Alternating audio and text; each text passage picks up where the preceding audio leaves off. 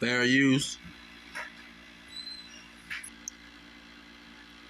Fair use. All praises to Yahweh, Bahashem Yahweh Shah, Bahashem Kakadash. Yahweh be the name of the Heavenly Father.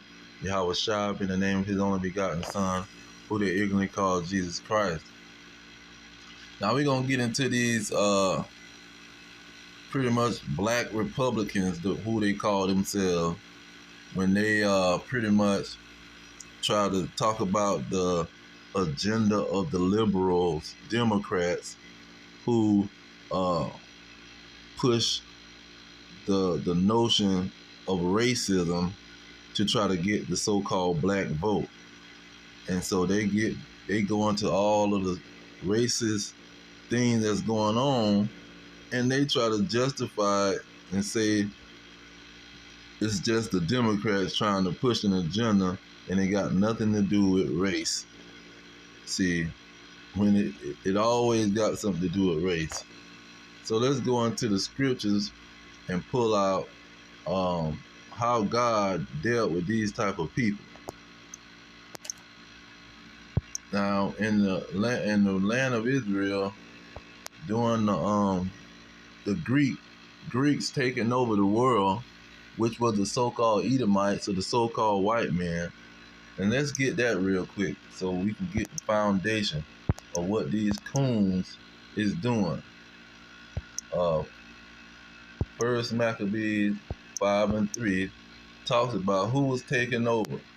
It said, then Judas fought against the children of Esau.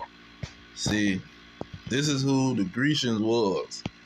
They was coming in Jerusalem, taking over, coming in the land of Israel, taking over, the Grecians.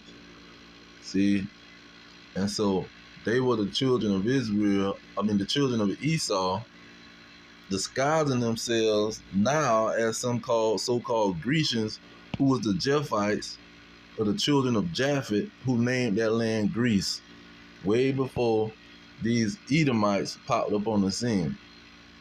Now, when you go into 2nd Maccabees, chapter 10, it talks about when that went down and the so-called Edomites, the so-called white man, popped up on the scene, this is what happened. It says, verse 21, but when it was told Maccabeus what was done, he called the governors of the people together and accused those men, those coons, that they had sold their brethren for money and set their enemies free to fight against them. So he slew, meaning he killed, those that were found traitors, and immediately took the two castles. You see, this is what happened to the traitors. See, this is what the Israelites did to their traitors. Then when you go into what is it? Let's see here. Well, I want Jeremiah 5. Jeremiah 5 tell you what these people be doing pretty much when they coon out for the so-called white men. They say, for among my people I found wicked men. They lay wait as he that sets snares. They set a trap, they catch men. As cage is full of birds, as a cage is full of birds, so are their houses full of deceit. See, they just get on the internet and go to running their mouth and telling lies just so they can get some views. Therefore, they are become great and waxing rich. See, they just trying to do it for money. See, buy my t-shirt, buy this, buy that, send me money, all this type of stuff. They just want to get rich. And this is what the so-called pork chop eating pastors do too.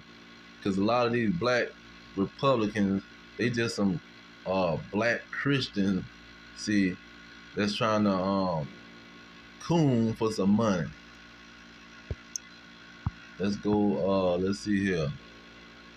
And they swear they some watchmen, but look at Isaiah 56:10. Because they Esau's watchmen, the so-called white man's watchmen. His watchmen are blind, They are all ignorant. They are all dumb dogs that cannot bark, sleeping, lying down, loving the slumber. Yeah, they are greedy dogs that can never get enough. See, they just want some money. And they are shepherds that cannot understand. They all look to their own way, everyone for his gain from his quarter. See, these jokers will throw up the American flag and say we some Americans and everybody is equal and all that racial stuff is out the window. See, nobody's worried about this racial stuff. That's just the liberals trying to push that crap. See, them, and they just wanna be blind so they can get money, cause they know what the heck going on. But see, the Lord done exposed they behind. See, that's what He did when He started this. First He hit them with the Jason Aldean. See, He hit him with the Jason Aldean, and so that was controversial because Jason, he's standing in front of a darn courthouse where they was hanging slaves and hanging these this 18-year-old boy was being hung in front of this place. And so Jason Aldean saying, you Negroes won't come to the hood to the country with that, because we already, you know how we get down. We'll catch you on the back street like we used to do in slavery and hang you on one of these trees. See, like we still doing in Georgia and Macon, Georgia, where I'm from. We would catch Negroes on the back streets and hang they behind. They go missing, chop they behind up and bury them, and nobody know where they been at. See, I come from Georgia, so I know what the situation is all about. See, I don't know where these Negroes come from. They coming from these Illinois or wherever the hell they from, and they don't understand who the devil is. See, we done in Georgia, it was always a history that you better not get caught on that back street, and the police catch you, and just like on Rosewood, the police catch you riding down the street, and they have they call their buddies and they go to hanging your behind, and ain't nobody gonna be able to save you when you in that small town done got caught on the back street riding around. See, we know what them type of people thinking when they say the stuff that they say. And a Negro acting like they don't know what sneak dissing is. See, you ain't so out of the loop where you don't know what sneak dissing. Where people can talk about your behind and they don't got to come straight out with it. See, they sneak dissing. You trying to diss me, but without letting me know. Like the guy Kodak Black, he made a song with Tekashi 6ix9ine, and he said I got the rats feeding me cheese. See, he trying to sneak this the man, saying he's a rat and he paying him $1 million to make a song with him. People act like they don't know what sneak dissing is, but they do know. They just want to be a freaking step and fetch it for the so-called white man. Now, when you go into let's get some more scripts before I pull out these videos. When you're going back to the Maccabees, Salakia, Maccabees chapter 1, and I think verse 11. It says, in those days went there out of Israel wicked men. See, these are the coon that was joining on to the so-called white men when they took over Jerusalem, who persuaded many, saying, let us go and make a covenant with the heathen. See, with the so-called white men. They're all round about us. And see, when he come, he bringing everybody. He bringing the Chinese, the Arab, the Indians. He bringing the Hamite African. He bringing everybody, man. For since we departed from them, we have had much sorrow. So this is what these Negroes be doing. See, and then what you got, Second Maccabees, thinking 5 and 14.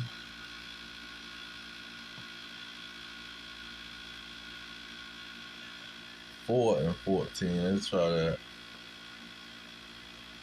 Okay, 4 and 15. It say, not setting by their honors of their fathers. See, forget my people. It says, but liking the glory of the Grecians or the Edomites, the so-called white man, best of all. See, this is what these raccoons do. And so when you let me get some of this video to show how what this joker doing. Now let me pause it. Country.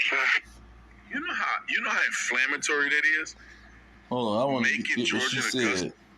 You do agree that he should be allowed to say whatever. Because as a lawyer, when I put my legal hat on, I don't believe in censorship. However, this man is from Macon, Georgia.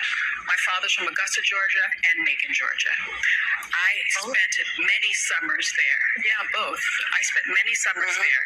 It is one of the most racist places in this country. You know how inflammatory that is? Macon, Georgia, and Augusta is the most racist place. Do you know how inflammatory that is? Stevie Wonder can see that it's probably bullcrap. I feel like I want to just fly there and go in the community and see how racist it is. Probably ain't racist whatsoever, but that's what these cackling hens do. And just imagine how hurt they would feel if they said Chicago is the most ghetto place because all these black people there, if they didn't destroy Chicago and it's ghetto. Everywhere where black people are the most ghetto places ever. A white person say that she'll fall out this chair and cry. But it's okay to paint an entire city, an entire small town of everybody being racist. So don't tell me that he knew nothing. And this lady got to be 50, so she's about 30 years ago. Okay. So he pretty much saying that the situation unchanged. See, this is what these coons do.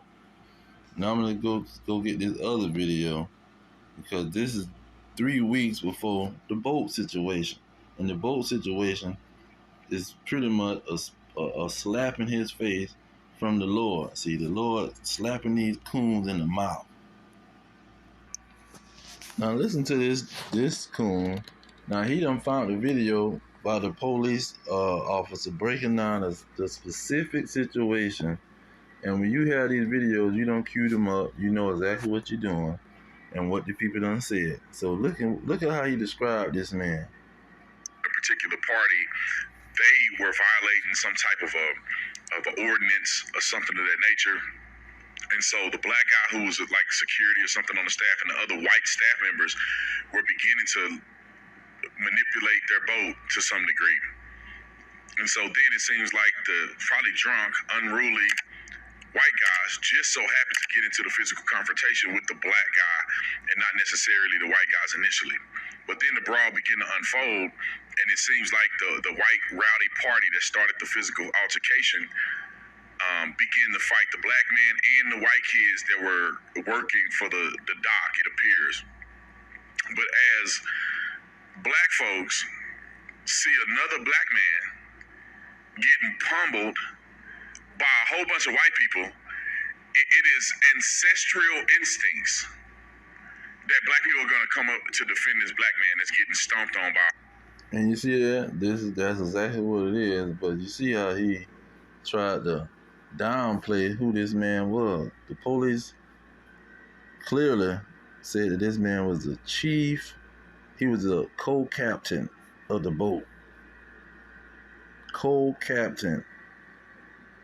He is not just a security guard sitting around on the dock making sure everything goes smoothly. He is the co-captain of the boat. See, he the second man in charge of the boat. And this like they done cloned Tyrone with this Negro, because boy, he just spewing the same crap that these people are spew on the news, try to downplay the role of what the man really was doing.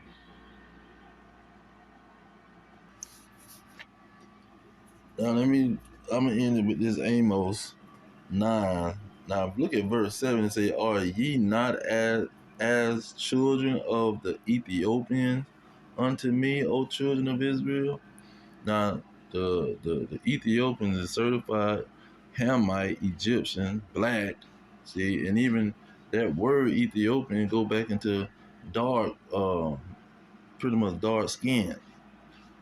But verse 8 say, "Behold, the eyes of the Lord are upon the sinful kingdom, and I will destroy it from off the face of the earth, saving that I will not utterly destroy the house of Jacob, says the Lord. Now, this is one of them double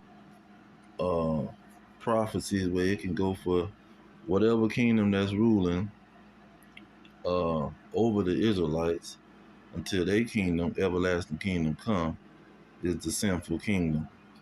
And also, the Israelites, the sinful Israelites, is what it's talking about. Because look at verse 10 and say, all the sinners of my people shall die by the sword, which say the evil shall not overtake nor prevent us. So, and mainly them the 2/3 coon that want to join the enemy, see, and be a traitor to their peoples. Jeremiah 8:3 it say, and death shall be chosen rather than life by all the residue of them that remain of this evil family, which remain in all the places whither I have driven them, says the Lord of hosts. So he driven the Israelites into all countries. That's what the Amos was saying. It's going to sift them out of all nations, because he drove them into all nations.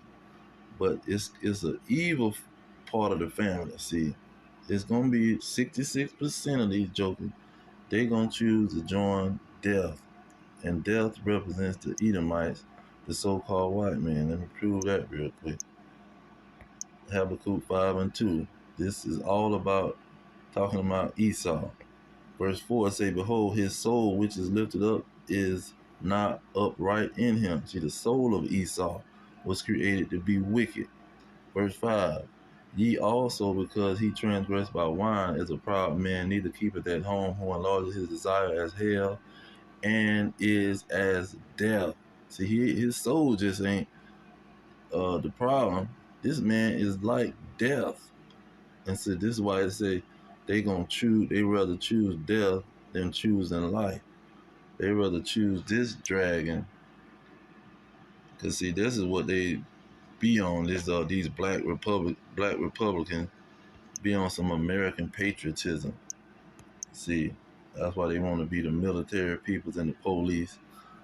What is it? Isaiah 30:2. It say that walk to go down into Egypt and have not asked at my mouth to strengthen themselves in the strength of Pharaoh. See, they join the police department, the army.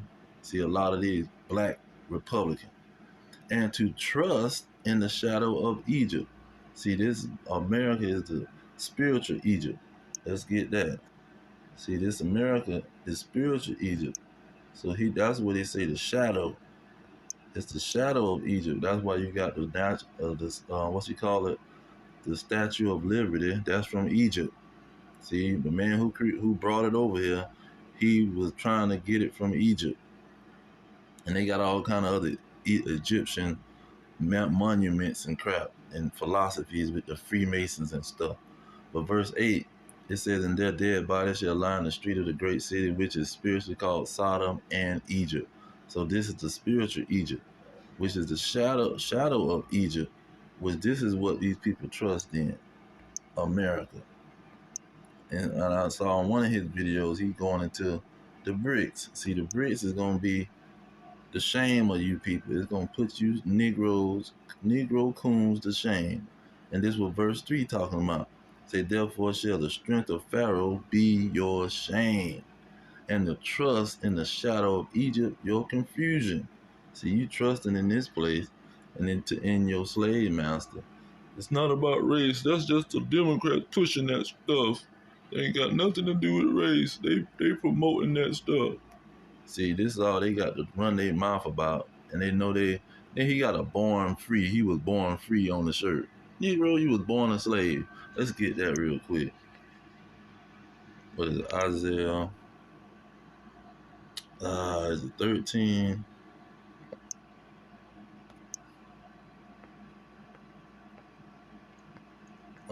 Let's see. No, not Isaiah 13. Let me get that.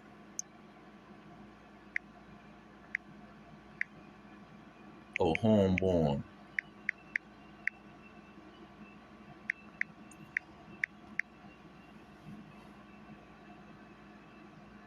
Isaiah 2:14. That's what it was.